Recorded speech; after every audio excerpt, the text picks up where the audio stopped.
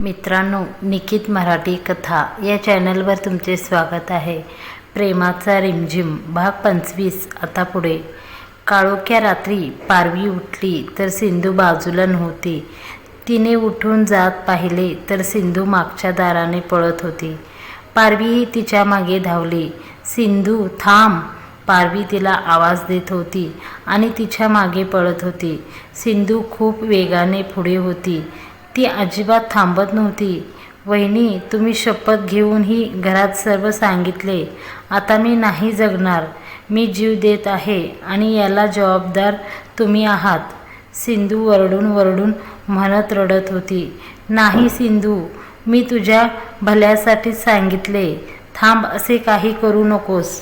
पारवी जीव मुठीत धरून धावत होती की सिंधूने पाण्यात उडी घेतली आणि त्या खोल विहिरीत ती क्षणात दिसेनाशी झाली। सिंधू, सिंधू, पारवी जीवाच्या आकांतात वरडत जागी झाली। तिला घाम फुटला होता। घड्याळात 5 वाजले होते। तिने बाजूला पाहिले तर सिंधू शांत झोपली होती। तिने तिला हात लावून चेक केलं, खरंच ती आहे की नाही पाहण्यासाठी, आणि पुन्हा आडवी झाली। पण त्या स्वप्नामुळे तिची भीती अजून वाढली। दुसऱ्या दिवशी दोघीही पारवीच्या आजारी असलेल्या मैत्रिणीला बघायला जातोय असे सांगून हॉस्पिटलमध्ये गेल्या। पुढे काय होईल या भीतीने दोघीही एकमेकींना धीर देत होत्या। पारवी हॉस्पिटल बाहेर बसली होती। सिंधू आत गेली होती। त्यांनी आधी सिंधूला एक गोळी खायला दिली होती। जर जास्त काही त्रास झाला तर त्यापुढे ट्रीटमेंट देणार होत्या। शक्य तितके त्या काळजीपूर्वक तिला ट्रीटमेंट देण्याचा प्रयत्न करत होत्या। बाहेर बसलेली पारवी भीतीने अर्धी मेली होती। घरी गेल्यावर कुणाला काही समजू नये अशी भीती तिच्या मनात होती। त्यात अधूनमधून वैभवचाही फोन येत होता।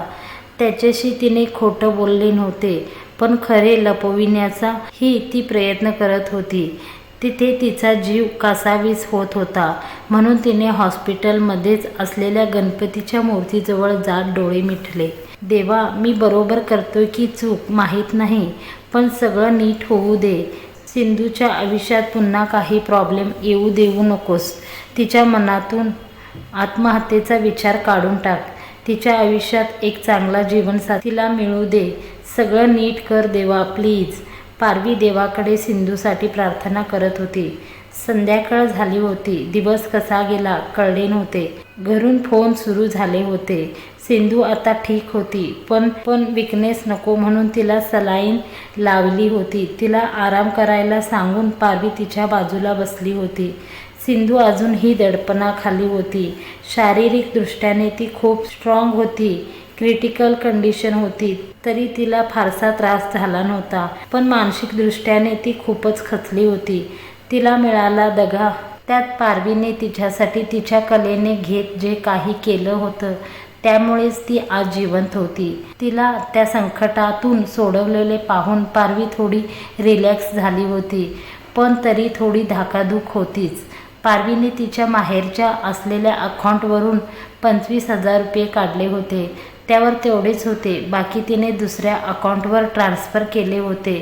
पण त्या अकाउंटवरून काढायचे म्हटले मेसेज जयला जाणार होता आणि त्याला मेसेज गेला म्हणजे त्याने साहजिक विचारले असते की तू एवढी अमाऊंट अचानक काढली, तसे त्यांनी लगेच विचारले नसते, पण त्याला ते कळू द्यायचे नव्हते। पारवीला एक खोटं लपवण्यासाठी 1000 गोष्टींचा विचार करावा लागत होता, पण जसे एखाद्याला भल्यासाठी खोटं बोलले तर ते पाप नसते असा ती विचार करत होती। सिंधूच्या मुलाला ही वाचवू शकली नाही याचे तिला दुःख होत होते, पण तिच्यापुढे पर्याय नव्हता, नाहीतर दोघेही असे ना तसे मरणारच होते।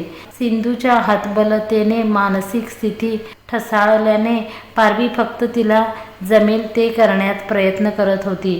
तिच्या कुटुंबाचा आनंद वाचवण्याचा प्रयत्न करत होती। थोडे पैसे तिच्याकडे हाताशी होते, पण ते पुरेसे नव्हते। ती तिथे आल्यावर 30,000 जमा केले होते, पण नंतर सिंधूला ॲडमिट करून सलाईन लावल्यानंतर ICU आणि इतर औषधांचे धरून अजून 3,500 झटकन वाढवले। त्यामुळे पारवीने बाकी पैसे ती नंतर देणार असे तिने सांगितले. थोड्या वेळात सिंधूचे डिस्चार्जसाठी ती डॉक्टर मॅडमांना भेटायला गेली. त्या एका ऑपरेशनमध्ये बिझी होत्या. घरून फोन येऊ लागले होते. आईचे तर 2 फोन येऊन गेले होते. आता 3रा फोन आला होता. पारवी खिडकीपाशी जात फोन घेऊन म्हणाली, हॅलो आई. हां पारवी, निघालीस की नाही अजून? आम्ही वाट पाहत होतो. जास्त उशीर नका करू. रात्री आपल्याकडे गाड्या नसतात, आई काळजीने म्हणाल्या. हो आई, थोड्या वेळात निघू. निघाले की फोन करेन. पारवी घाबरतच म्हणाली. तुझी मैत्रीण आता कशी आहे? तुझ्याशी बोलली का ती? आई, कारण त्यांना ॲक्सिडेंट झालेल्या मैत्रिणीला पाहायला जातोय असे सांगितले होते. हो, आता ठीक आहे. तिला बरं वाटते म्हणून थोडे अजून थांबतो. बरं थांबा, पण या लवकर. जास्त उशीर नका करू, आई म्हणाली. हो येऊ, असे म्हणत तिने फोन ठेवला. फोन ठेवत पारवी पुन्हा डॉक्टरांना भेटायला गेली. त्या आत्ता त्यांच्या केबिनमध्ये होत्या. मॅम, सिंधूला डिस्चार्ज कधी मिळेल? सी विल बी फाईन, पण तिला घेऊन जाण्याआधी तुम्हाला पूर्ण बिल पे करावे लागेल, डॉक्टर म्हणाले. आज शक्य नाही. 2 दिवसात मी ॲडजस्ट करून बाकी रक्कम देईन, पारवी त्यांना रिक्वेस्ट करत म्हणाली. सॉरी, मी तुम्हाला इतके रिस्क असूनही ऑपरेशन करायला तयार झाली, पण तुम्ही आता बिल पे करण्यासाठी सहकार्य करत नाही. इथे सरकारी हॉस्पिटल नाही आहे, हे लक्षात घ्या. तुमच्याकडे आता पैसे नसतील तर पेशंट घेऊन जाता येणार नाही, डॉक्टर म्हणाल्या. इतक्यात एका नर्सने येत त्यांनी जाताना पारवीला सांगितले, ठरवा तुम्ही, मी आलेच. पारवी यावर गप्पच. त्यांचे पण बरोबर होते. रक्कम अर्धवट देऊन जायचे म्हणजे पुन्हा इथे यावे लागेल. त्यांचे फोन पण येणार सारखेच. आणि त्यांनी अशावेळी त्यांना मदत केली होती की खरंच त्यांचे मानावे तेवढे उपकार कमी होते. त्यांचे पैसे देण्यासाठी काय करावे तिला सुचत नव्हते. तिने कपाळावर हात ठेवला तसे तिच्या बोटात असलेली अंगठी तिला जाणवली. ती अंगठीचा आता काही करून तिला वाचवू शकते असे तिला त्यावेळी वाटले. ती अंगठी तिला विकायची अजिबात इच्छा नव्हती, पण गहाण ठेवून हवे तेवढे पैसे नक्कीच मिळू शकले असते. ती लगेच तिथे जवळ शोधत एका ज्वेलर शॉपमध्ये गेली आणि ती अंगठी ठेवून लागतील तेवढे पैसे घेतले. त्यावेळी तरी तिला ते योग्यच वाटले, कारण अजून जास्त वेळ तिला तिथे थांबता येणार नव्हते. 6 वाजून गेले होते. पावसाचे दिवस होते, त्यामुळे अंधार पडू लागला होता. पारवीने पैसे जमा केले आणि सिंधूलाही डिस्चार्ज मिळाला. दोघीही आता रिक्षा करून घरी जायला निघाल्या होत्या. सिंधू गप्पच होती आणि पारवी अस्वस्थ होती. आता तिला त्या अंगठीशिवाय दुसरं काही सुचत नव्हते. वैभव येण्याच्या आधी ती अंगठी आणावी लागेल, मग त्यासाठी दुसऱ्या अकाउंटवरून पैसे काढावे लागले तरी चालेल. पारवी सगळीकडून अडकली होती. त्यात तिने ही गोष्ट घरातील कुठल्याच व्यक्तीला सांगितली नव्हती. तिने तिचं वचन पाळले असले तरी त्यामुळे तिच्यासाठी काय समस्या उपस्थित राहू शकतात याचा तिने विचार केला नव्हता. पण तिने ठरवले होते की जेव्हा वैभवला काही डाऊट येईल किंवा तो काही विचारेल तेव्हा ती खरं काय आहे ते सर्व सांगून टाकेल. पण जर कधीच माहीत नाही पडले तर ती शांत राहील. उगाच सांगून त्यांना वाईट वाटावे अशी तिची इच्छा नव्हती. हे सुद्धा एक कारण तिच्या मनात होते. त्या दोघी घरी परतल्या तेव्हा स्वयंपाक झाला होता. दोघीही शक्य तितक्या नॉर्मल दाखवायचा प्रयत्न करत होत्या. किती उशीर, आम्ही किती वाट पाहत होतो, काकी म्हणाल्या. ते बस नव्हती भेटत त्यामुळे उशीर झाला, पारवी म्हणाली. अगं मग रिक्षा करून यायचे ना, आई म्हणाली. हो, मग रिक्षा करूनच आलो, पण त्यांनी स्टॉपवरच उतरवले, मग चालत आलो, पारवी बोलत होती. आणि आई, आजी, काकी एक विचारतच होत्या. तिच्या ॲक्सिडेंट झालेल्या मैत्रिणींची चौकशी त्यांनी केली, पण अशी कुणी नव्हतीच. तर पारवी काय बोलणार होती? ती फक्त हा हो एवढेच करत होती. तुम्ही सर्व जेवले का, पारवीने विचारले. नाही ग, तुम्हा दोघींची वाट पाहत होतो. काळजीने जेवण नसते गेले आम्हाला. एकतर वरडला असता आम्हाला माझ्या बायकोवर लक्ष नाही ठेवले म्हणून. आई हसत, पारवी पण हसली. आणि फ्रेश होण्यासाठी निघून गेली. जेवणे उरकली. पारवीला झोपताना वैभवचा फोन आला. थोडा वेळ बोलून ती बोलता बोलताच झोपून गेली. दुसऱ्या दिवशी सकाळी पारवी शांत झोपली होती. पायाचा भार पडला. तिने झोपेतच तो दूर केला, पण एक हात तिच्या कमरेवर येत जवळ ओढून घेऊ लागला. सिंधू, काय करतेस? पारवीला वाटले बाजूला सिंधू आहे, पण जेव्हा तिने डोळे किलकिले करत पाहिले तर सिंधू नसून तो वैभव होता. त्याला पाहून पारवी शॉक झाली होती. हा इथे कसा? हा एकच प्रश्न तिला पडला होता. तिची तर त्याला पाहून झोपच उडली. गुड मॉर्निंग, वैभव तिला मिठीत कवटाळत म्हणाला. तू इथे? पारवी घाबरून. हो, मी तुझ्याशिवाय करमत नव्हते म्हणून आलो. अरे पण तू रात्री माझ्याशी फोनवर बोलत होतास ना? हो, तेव्हा मी प्रवासातच होतो. आलो आणि पाहतो तर तू मस्त झोपली होती, म्हणून मग मी उठवले नाही तुला. तो हसत म्हणाला. अरे उठवायचं ना, पण तुझं ट्रेनिंगचं काय? पारवी उठून बसत म्हणाले. जायचं आहे, थोड्या वेळाने निघेन. वैभव उठून तिला जवळ घेत. मग तू एवढ्या लांबून का फक्त झोपण्यासाठी इथे आला होतास का? पारवी चिडून. असे समज आता, तुझ्याशिवाय झोप लागत नव्हती. एक दिवस किती मुश्किलपणे काढला माहिती? वैभव गंभीरपणे म्हणत होता. खरंच? ती लाजून केस मागे सारत. हो मग म्हटले मी, नाही तर पुन्हा तो रोमियो माझी जागा घ्यायचा. पारवीची टेडीकडे इशारा करत म्हणाला. हे चूप काहीतरीच. पारवी हसत त्याला चापट मारत म्हणाली. वैभवचं लक्ष तिच्या हाताकडे सहज गेले आणि त्याने तो पकडला आणि विचारले. पारवी, अंगठी कुठे आहे? तो तिचा हात पाहत विचारू लागला. ती हसता हसता एकदम सिरियस झाली आणि काय बोलू असे विचार करू लागली. पारवी गप्पच होती. काय बोलावे असा विचार करत असताना वैभव म्हणाला. काढून ठेवले आहेस का? वैभव पुन्हा तिच्याकडे पाहत म्हणाला. हां, हो, काढून ठेवले आहे. पारवी तेवढेच म्हणाली. नसीब, मला वाटले काही बोलत नाहीस म्हणजे पाडलीस की काय कुठेतरी. एकतर तुला सवय आहे सोन्याच्या वस्तू पाडायची. तो मी कुठे काय पाडले? काही पण बोलू नकोस. मंजरीताईच्या लग्नात चैन पाडली होतीस की, आठवते ना? वैभव तिच्या कपाळावर बोट ठेवत. हो आठवते असे म्हणत ती खोटं हसली. तो पुढे काही विचारू नये म्हणून ती आंघोळीला गेली. वैभव थोड्या वेळाने निघून गेला. तो आधीच ट्रेनिंगच्या गडबडीत होता म्हणून त्याने जास्त काही डीपली विचारले नाही. त्यात पारवी ती अंगठी विकेल असे त्याला ध्यानी मनीही येणार नव्हते. पारवीला अंगठीसाठी पैशांची जुळवाजुळव झाली नव्हती. अकाउंटवरून पैसे काढण्याशिवाय पर्याय नव्हता. तिने तसे केलेही आणि ती घाईतच त्या ज्वेलरमध्ये गेली. तिने तिथे घाईतच ती अंगठी रिटर्न घेतली.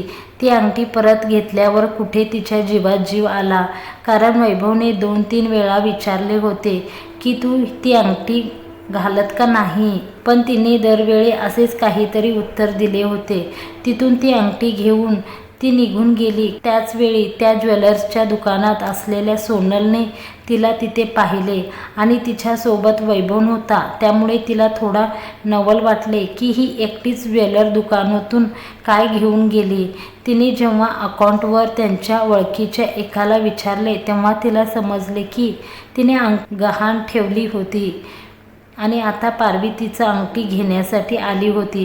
तिने चेहऱ्यावर काही भाव दाखवले नाही, पण ते ऐकून तिच्या मनात विचारांची धांदळ उडाली होती. असे काय एवढा दुष्काळ पडला की पारवीने अंगठी गहाण ठेवली होती? गेले 2-3 महिने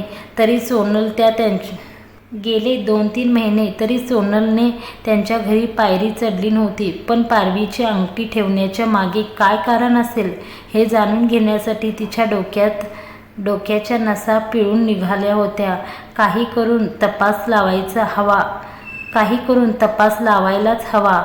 नक्की काय भानगड आहे ती? सोनल मनाशी म्हणाली. पारवीसोबत तिथे तिच्या सासूबाई आणि काकीही आली होती. त्या दोघांना बँकेत काम होते. त्यांना बँकेतले काम कळत नव्हते म्हणून पारवीला त्यांनी सोबत घेतले होते. पारवीने त्यांना त्यांचे पैसे काढायचे काम करून दिले. मग थोडं सामान खरेदी करून त्या निघाल्या. सिंधू आता थोडी हसत खेळत होती. तिच्या मनावरचे दडपण कमी झाले होते. तिला जगण्याची नवीन उमेद मिळाली होती. पण तरी मनात भीती वाटत होती. पण पारवी तिला नेहमी धीर देत होती. पारवीमुळे तिच्यात पॉझिटिव्हिटी तयार झाली होती. सोबत पारवीविषयी तिला खूप विश्वास वाटू लागला होता. 2 दिवसांनी वैभवचं ट्रेनिंग संपून तो घरी आला. तो येणार त्या दिवशी पारवी त्याच्या आतुरतेने वाट पाहत होती. पण मग समजले की त्याला येताना उशीर होईल. मित्र सोडत नाहीत. आज शेवटचा दिवस, मग एन्जॉय करू म्हणत आहेत. मी थांबणार नाही, पण उशीर होईल असा निरोप त्यांनी दिला होता. पण तिला त्याची इतकी ओढ लागली होती की त्याला पाहिल्याशिवाय झोप लागणार नव्हती. 4-5 दिवस, वर्ष सारखे वाटले तिला. तो येणार म्हणून ती कधी नव्हे ती छानपैकी साडी नेसली होती. तिने तयारही केली होती. पण तो येईना म्हणून ती कंटाळून खिडकीशी डोळे लावून होती. घड्याळात 1 वाजून गेला होता. घरात सर्व झोपले होते. पारवी अजूनही जागी होती. वैभव अजून कसा नाही आला? कॅन्सल केलं का त्यांनी यायचे? पण सांगायचं तरी? ती विचाराच्या गर्दीत बुडून दूरवर पाहत होती. काळजीने तिला जेवणही गेले नाही. अशातच बाहेर 2 व्हीलरची लाईट दूरवर येताना दिसली आणि दारात गाडीचे हॉर्न ऐकून आला तसे सर्वच उठून बसले. दादा आला वाटतं, श्याम म्हणाला. सगळे उठले तसे पारवीने झोपून घेतले. आत्ताशी आला आहे. स्वतःला जास्त धीर समजतो. एवढ्या रात्री येण्याची काय गरज होती? उगाच दुसऱ्यांना पण काळजी लावून ठेवायची. ती झोपून स्वतःशी कुजबुजत होती. ती जरी रागेने झोपली होती तरी ती मनातून त्याची वाट पाहत होती. तो पण बाहेर सर्वांशी बोलत खोलीत आला होता. पारवी झोपलेली दिसली. तो शिट्टी वाजून त्याचे कपडे चेंज करू लागला. पण पारवीने काही रिस्पॉन्स दिला नाही. त्यांनी जवळ जाऊन चेक केले तर तिच्या पापण्या लुकलुक करत होत्या. ओ मॅडम, मला माहीत आहे की तुम्ही जाग्या आहेत, तो प्रेमाने म्हणाला. पण ती तर ॲक्टिंग करायची सोडत नव्हती. म्हटल्यावर त्यांनी कमरेला चिमटा काढला. मूर्ख कुठला, ती पटकन म्हणाली. उठवले की नाही? तो हसत म्हणाला. असे चिमटा घेतला तर झोपलेला माणूस पण उठेल. पारवी चिडून, म्हणजे तू झोपली नव्हतीस हो ना, ड्रामा क्वीन? तो तिचे गाल ओढत म्हणाला. तो फ्रेश झाल्यावर तिने त्याला जेवायला वाढले आणि ती पण त्याच्यासोबत जेवली. तू जेवली नव्हतीस का? इतका वेळ का थांबली? वैभव चिडून म्हणाला. मला वाटले तू लवकर येशील, पारवी म्हणाले. सॉरी, मी तुला म्हणलो होतो ना लेट होईल म्हणून. मग आता उपाशी का राहिली? वैभव आता भावनिक झाला होता. तू पण इतका लेट होणार होते तर जेवून का नाही आलास? पारवी म्हणाली. तुला पाहता पाहता जेवण करायचे होते ना म्हणून, वैभव म्हणाला. तशी ती लाजली. वैभव आल्यावर त्याने पाहुण्यांना येण्याचे कळवले. पाहुणे लगेच तयार झाले होते. रविवारी येतो असे कळवले. पाहुणे येण्याचा दिवस उजाडला. वैभवलाही सुट्टी होती. पारवीला सकाळी उठायला थोडा उशीरच झाला होता. वैभवलाही सुट्टी होती, त्यामुळे तो पारवीच्या कामात लुडबुड करत होता. पारवीला सकाळी उठायला थोडा उशीर झाला होता. चूप, मी घाईत आहे, पारवी बाजूने जात. अगं, मी पण घाईतच आहे. तो तिला मिठीत घेत तो तिच्या ड्रेसची जीप हळूहळू उघडू लागला. काय करतोयस? ती मागे हात पुरवत ती लावू लागली तसे त्याने तिचा चेहरा ओंजळीत घेत त्यावर ओठ टेकवले. तिने चिडून त्याला दूर केले, कारण खोलीचे दार उघडे होते. थांब, मग मी लावून येतो. वैभव हसत. गप जा तिकडे, खूप काम आहेत. ती हातातून हात इसकावून घेत रागाने किचनकडे जाऊ लागली. त्याने मागून आवाज दिला. बायको, आता मस्तपैकी गरमागरम चहा घेऊन ये. वैभव मुद्दाम, चहा ना, वाट बघ असे म्हणत ती जीभ दाखवून निघून गेली. बरं ठीक आहे, मग मी चहा घ्यायला किचनमध्ये येईन. तो खोलीतून बाहेर डोकं काढत तिला म्हणाला. तसे तिकडून आजी म्हणाली. चहा झाला की गाळणीच ठेव त्याच्या तोंडाला आणि चहा ओत. अजिबात धीर नाही पोराला कुठल्याच बाबतीत, आजी त्याला ठोमणा देत. तसे तो नजर तिरपी करत आजीकडे पाहून, आजी, गावातल्या मंदिरात कीर्तनाचा कार्यक्रम आहे. मालिका काय पाहत बसलेस दिवसभर? वैभव आजीवर चांगला चिडला होता. सारखी रोमॅन्टिक मूडवर पाणी ओतत राहते. अरे देव सगळीकडे असतोय, मी घरातच पूजा करते, तेच बस. तिकडे जायला माझे गुडघे दुखतात. आजी मुद्दाम. ते ऐकून वैभव टावेल खांद्यावर टाकत आजीजवळ हॉलमध्ये गेला. उद्या तू म्हणशील टीव्हीत पण देव आहे, टीव्हीत पण देव असतो आणि लग्नाला जाताना तुझे गुडघे दुखत नाही आणि कीर्तनाला जा म्हणले तर लगेच काय गुडघे दुखतात. वैभव कमरेवर हात ठेवत म्हणाला. अरे ते आजी नजर चोरत. अरे बिरं काय नाही, रोज सकाळ संध्याकाळ मंदिरात जायचं तू, तेवढंच थोडा व्यायाम होईल. तो आजीला दम देत. अगं बाय, या वयात व्यायाम करून वर पाठवतो का मला? सुमे तुझं कार्ट बघ, माझ्या मरणावर टपले आहे. आजी वैभवच्या आईला आवाज देत. असे कसे बोलतेस आजी? तुला माझ्या 4 पोरांचे तोंड पाहिल्याशिवाय कसा मरू देईन मी? वैभव आजीच्या बाजूला बसत तिच्या गालावर मुक्का देत म्हणाला. तशी आजी त्याला चापट मारत हसली. आगगाव कुठला.